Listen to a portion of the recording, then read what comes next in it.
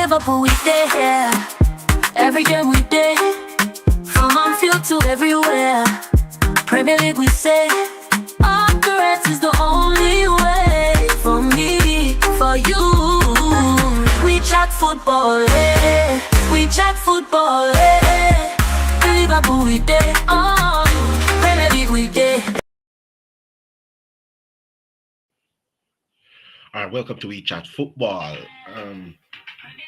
If like, share, subscribe if you're new, and drop a like, drop a comment, drop a comment. We're gonna be talking about today. Yes, I'm in a whole new environment. First of all, let's put that I'm in a whole new environment. I'm traveling for work, so yeah, just doing this before I head off to work. Um, the stream is a bit earlier as well because I'm on a different time zone, all that kind of stuff. So that makes it a lot different. This is where I'm going to do the Friday Vibe show as well. So therefore, for Friday Vibes, this is where I'm going to be at doing that as well. So yeah.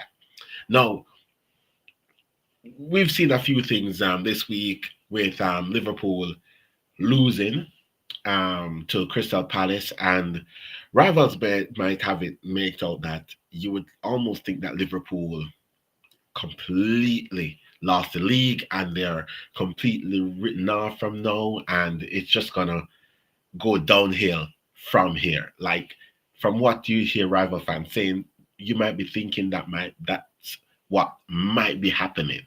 And then with Arsenal beating Newcastle, something that they haven't done in a while, then you start to think that, okay, then it's match week 35 and Arsenal is going to win the league.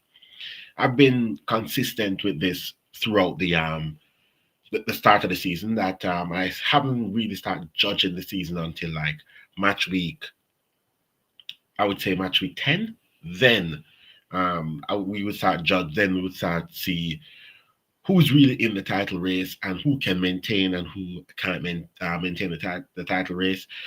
The start of the season is similar to what like Liverpool started the season last season, which is going through the first couple of games, doesn't look great playing, but still find a way to come out on the other end. That's happened before, so this is not new to Liverpool start of the season. This is not new to Arne Slot. My video yesterday, I did some breakdown of what I think needs to be addressed, what I think needs to be changed, what I think needs to be improved on going forward in the season for us to not just win the Premier League, but also win other competitions as well, which includes the Champions League, which includes the Carabao Cup, FA Cup, stuff like that. So therefore, we leave the season with multiple trophies and not just one trophy. So yeah, that's sort of the gripe about the season so far that I have. But I'm not going over the top. I'm not really going off like written Arsenal out of the title race before. Didn't need to, shouldn't have to, because again, Arsenal is a quality team, and we expect Arsenal to be there come May. That's what was expected. You don't spend that amount of money and not expect it to be there come end of May. I also expect Man City to be there coming the end of May, because I just look at it and be like, you know what? These teams will be in and around, because these teams are quality teams. Will they have a tough start to the season? Yes. And one loss to Crystal Palace, who over the years have been a bogey team for Liverpool. I'll just accept that right now. First time our record there looked really great. It's a bogey team. We lost to a bogey team, and that's it. There is nothing else more to it than the fact that we just lost to a bogey team. Now Arsenal pick up a win. The Premier League title race is 2 points, which is really good. I think it's great for the league that it's a very close title running going into this season, and I hope it continues to the final day, because again, everybody complained last season that Liverpool walked the league. Now let's see how it is going to turn out this season. I don't see why everybody's going over the top so crazy, like to make it out that Liverpool now can't win another game from here to the end of the season, and it's the end of the season for Liverpool. And now Arsenal beat Newcastle, then it looks like, yeah, then Arsenal is now the great team in the Premier League, and Arsenal is going to go walk the league from here on. It's just, I think the YouTube space and fan content is not much balance within the fan content. It's either you are all the way over here or you're all the way over there. Um, would I want to go throughout the season unbeaten? Of course. Who wouldn't want an invincible season? Everybody does. Everybody wants an invincible season because, again, if we're able to do it, then as a fan, you would have to hear Arsenal fans be like, "Oh yeah, but our trophy is gold." So yeah, just for banter reasons. But outside of that, we know that doing an invincible is going to be next to difficult to replicate going forward. That's going to be really difficult to replicate going forward after doing it before, due to the fact that the league is a lot tougher. It's a lot tougher, the league, going into different grounds, trying to get different points and different styles of play and that kind of stuff. So it's going to be harder for any team to go invincible again because the quality of the league is higher. Yes, the top half of the league is there. There's a gap between the top half and the bottom half, but at the same time, if with any competent manager that's managing a mid-table team, can also get points off or win a game against the top teams. So it's going to be difficult for a team to do an invincible again. However, however, we're just talking about match week 6. That's it. It's just match week 6. And in match week 6, Liverpool could have gone 8 points if Arsenal lost and we won. However, the reverse is it's a 2 point gap. Still top of the league, still not playing how I would like for us to play. But at the end of the day, I trust the manager to get it right. And I trust that, and I know that Mikel Arteta will also get Arsenal in a title race. That was never in question. Can Mikel get them in a title race? The question was ever, can Mikel get them over the line? So the over the top of will Arsenal fall off? Will it be over by December? It's that was never the case. So again, I don't know why a lot of the fan base now, not just my fan base or Arsenal fan base, but other rival fan base was always making it out like this title race was going to be wrapped up before December. That was never going to be the case. It's always going to be a long title race. It's always going to be pushing to the end of the season, and that's it. So yeah, as a fan, I'm looking forward for a good title race. And the Arsenal beat Newcastle. Yes. Was it a tricky win? Yes. Was it a last minute stoppage time winner? Amazing. Isn't that what the Arsenal fans are saying that Liverpool has been getting throughout the season? Yes, a bit of luck. And they got a bit of luck against Newcastle. Whether they want to admit it, yes or no, they got a bit of luck. Is it showing off champions that they can win late at a tough ground? Yes, it does. Same as people are saying for Liverpool, same for Arsenal. It does show a level of listen, we're gonna go out, we're gonna not lose this game, and we're gonna try to win. For once, we see a change in Arteta's system where he got the equalizer and he still decided to add more attacking option to see the game over the line. Something that we have never seen him done in the past, where before he would have just got there, got the point, a point at Newcastle away, good result.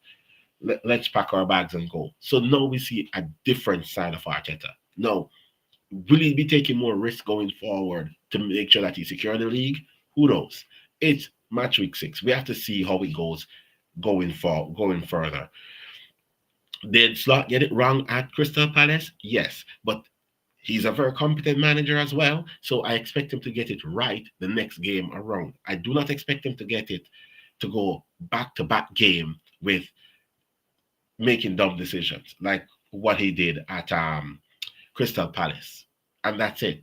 No, we would like to see lots of changes. But also, both teams have started the season not looking great. Both Liverpool, both Arsenal, not looking great. City, the same, not looking great at the start of the season. But do I expect City to be there in and around coming May, April, May, back end of the season to be there challenging for the league? Yes, because these teams always find a way to win, and they'll be in a title race, and they'll be in a title race up until the end. So we can't go writing off teams so early, say that, oh, because if Arsenal had lost the game to Newcastle and Liverpool have won 8 points lead, yes, would have been a hard gap to pull back so early, and that would be pressure. From like the Friday show that I did, I always said it's never does Arsenal have the quality to pull back this. It's always a case of does Arsenal have the mentality if they go 8 points behind to get to push Liverpool all the way to the end. No, we see that Arsenal make sure that they didn't go 8 points behind, and that's good. That's amazing. If I look at it from a Liverpool perspective, no, that's the worst thing. That's the worst result for us from a Liverpool's perspective. From an Arsenal and from the league, and from a fan who maybe wants to see an exciting Premier League this season, and that one team does walk away with the league by February, March, that's a good result. A good result for the Premier League this that last weekend. That the point gap doesn't go beyond um, five, that it doesn't move into double digits so early in the season. So yes, as much as people wanna go over the top about it and making it out that okay, Liverpool might never win another game from here going forward because Vert is crap and Salah is playing like crap and Frimpong is not good and Kirkes, oh my god, Kirkes is garbage and Konate is the worst thing.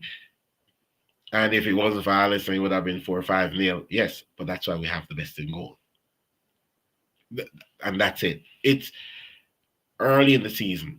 These players are trying to get into form. The manager is trying to find a new formation and a formation to get all these players that was brought into the squad. It's no different than Arsenal. It's the same. It's the difference is Arteta put his tried and trusted out and then trying to work the players in. We see for the first time in the Newcastle game that he put Eze in the 10. And it looked amazing.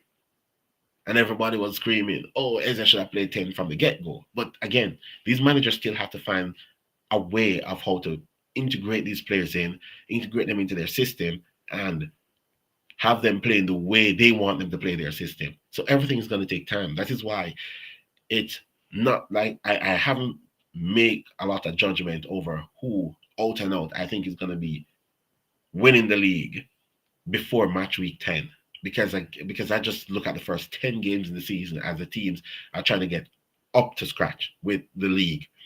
New players coming in, they're trying to adapt to the league. That's it. It's much easier to bring a player in from the league, add them into your squad, and then they adapt that way. That's a lot easier for me personally than to go out and say, you know what,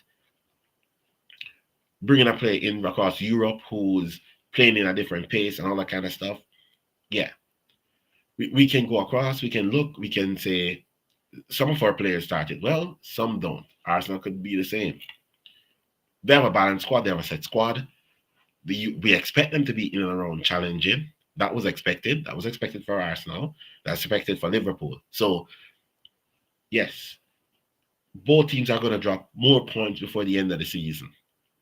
We might see some at some point at the season, Liverpool might drop more points than Arsenal, be top of the league. I know the agendas have to agenda. I know the YouTube game right now. The agendas have to agenda, and it's more agenda based analysis that fan content is creating rather than actual looking at what they're seeing on the field and trying to talk about that. It's more of like fan gender, like yeah, that's what I call it, fan gender. So it's let's see how bad Wirtz is gonna be because Wirtz is 100 mil. We all did it. Uh, I mean, I did it for Enzo at Chelsea, Caicedo because he rejected us. No, nobody talks about Caicedo because he's balling out. We did it for most. Like for Declan Rice, not so much because I just understand the price for Declan Rice that you have to pay that money. He's moving from one English club to another English club.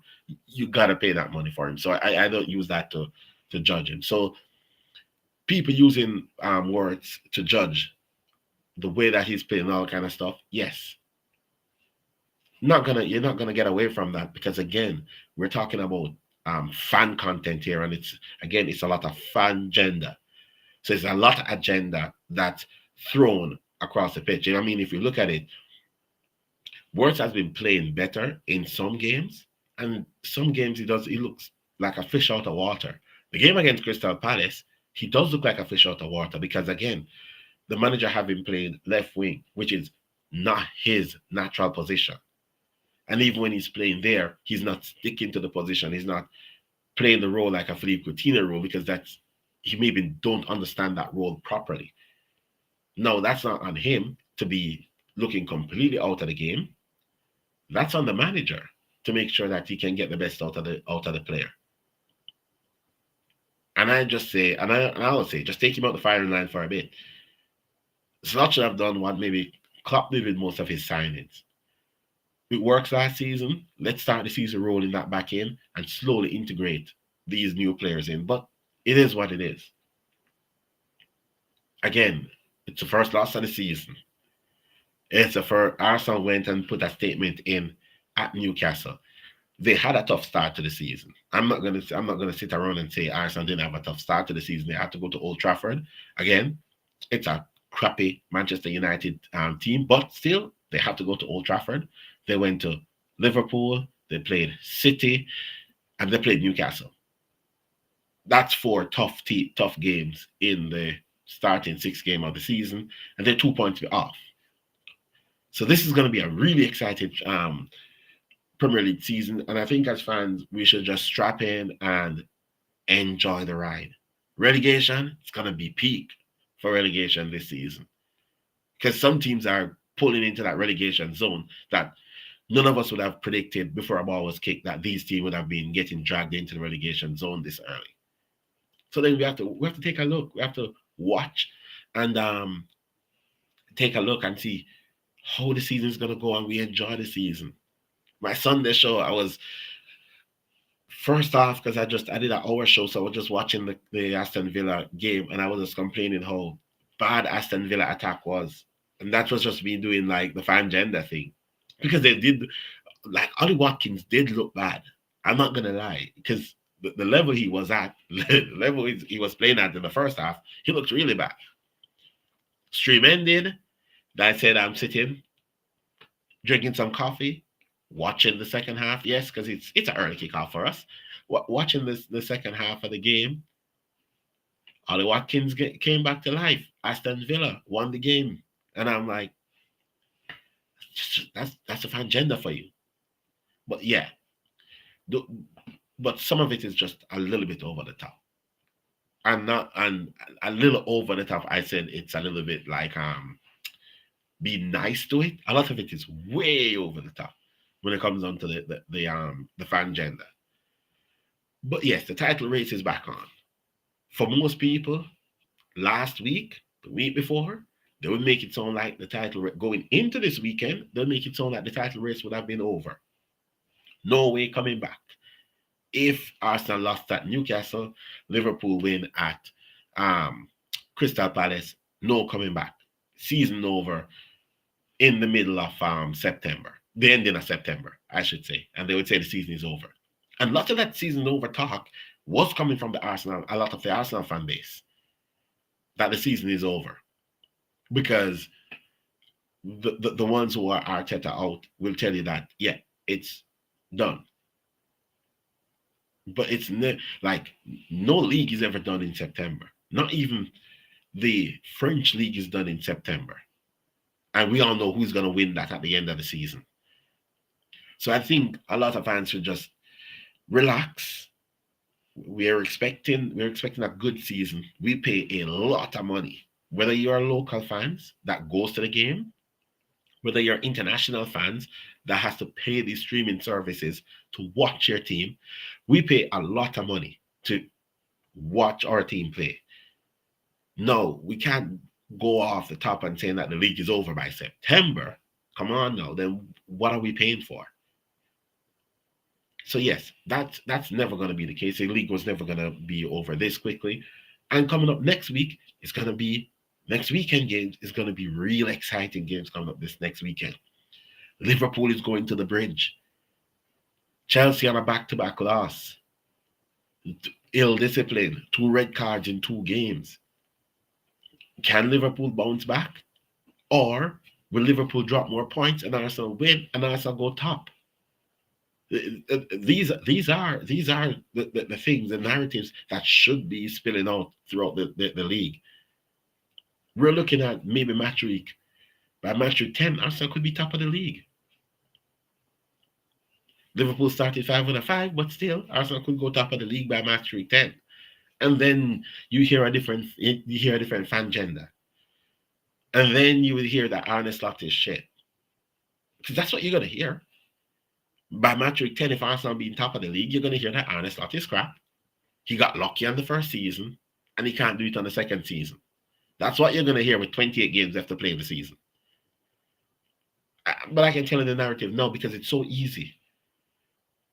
And you look across all content that is so easy to make these crazy like agendas and just run with it.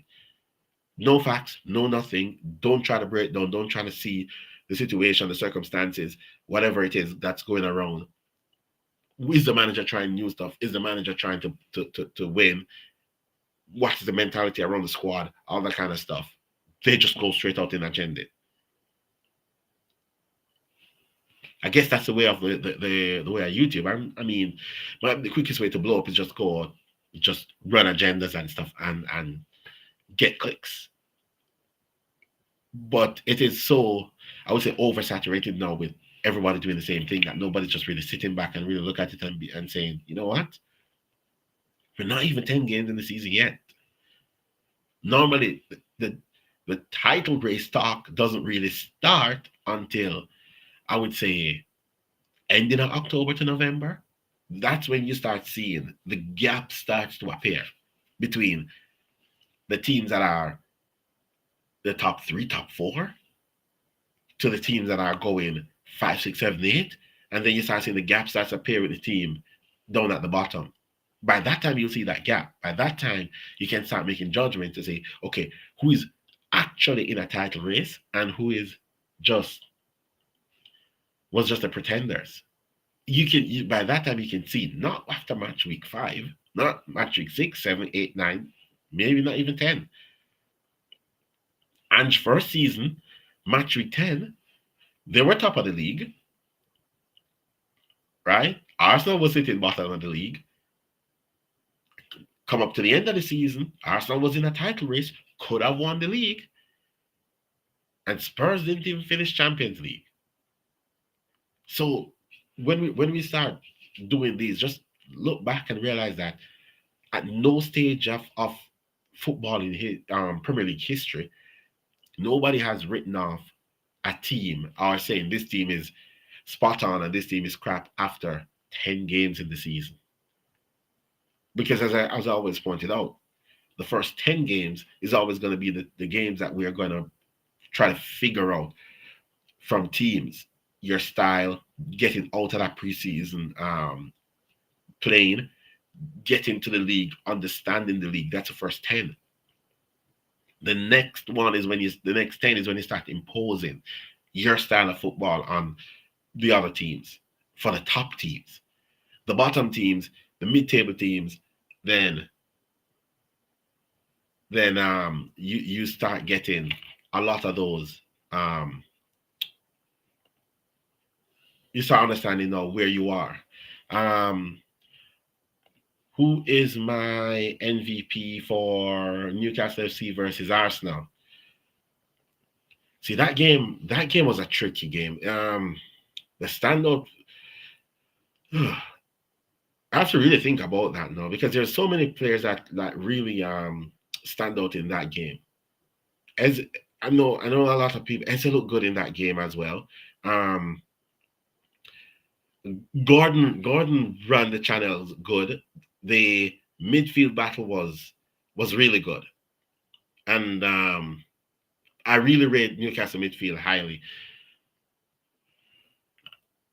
It's kind of tough because I would say Gabriel, but then Gabriel should have been sent off in that game. So it's kind of tough. He stayed on the pitch, but he made a difference, both in defense, both in attack.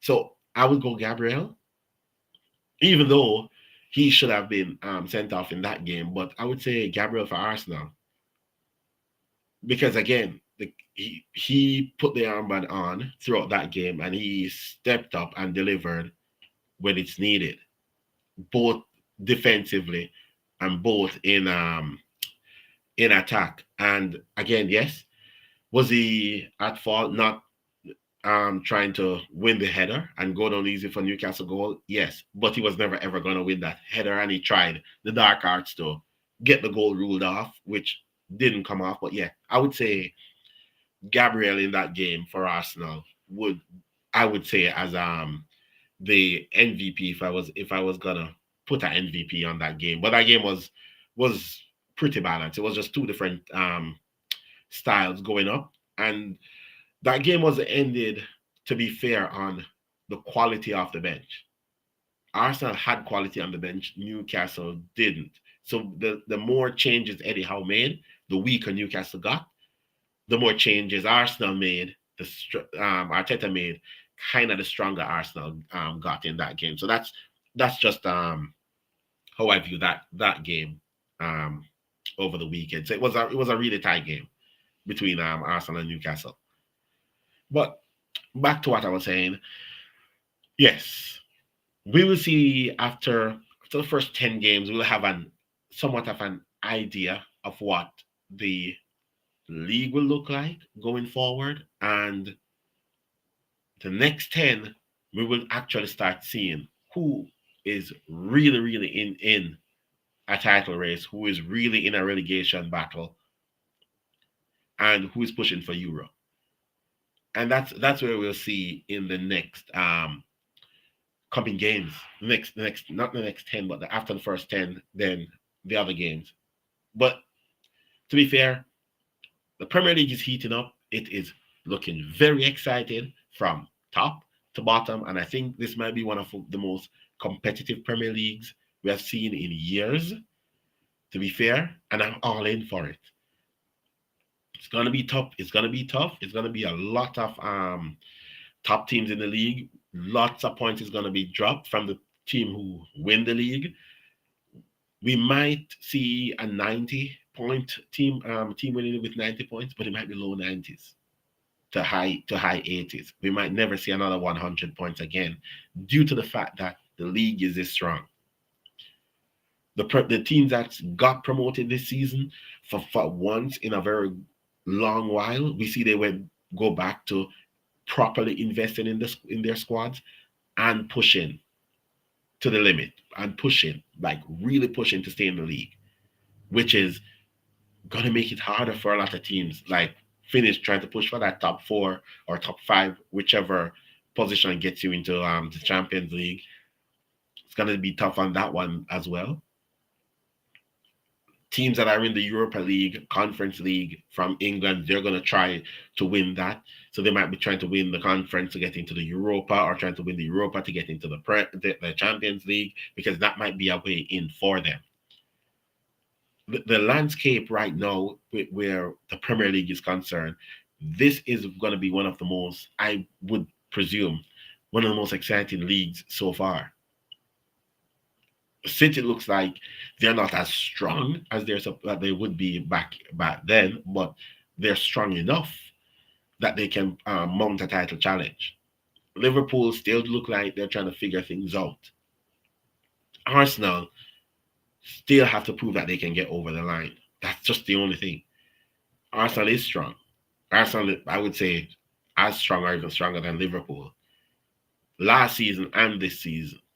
The only problem I would say for Arsenal was the question mark that's hanging around the manager, and that's it.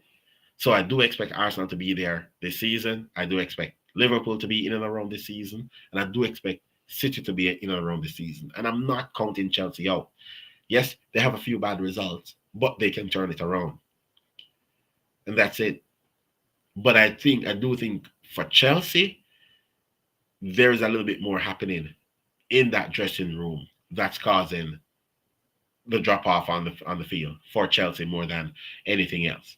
But again, thank you guys for join in another over the top show where we just discuss what's being said, what's happening on the YouTube space, what are fans creators saying, and are they just going over the top on things, and we just break down some of the topics that they're going over the top on and see if we can find like a level playing field between all of that.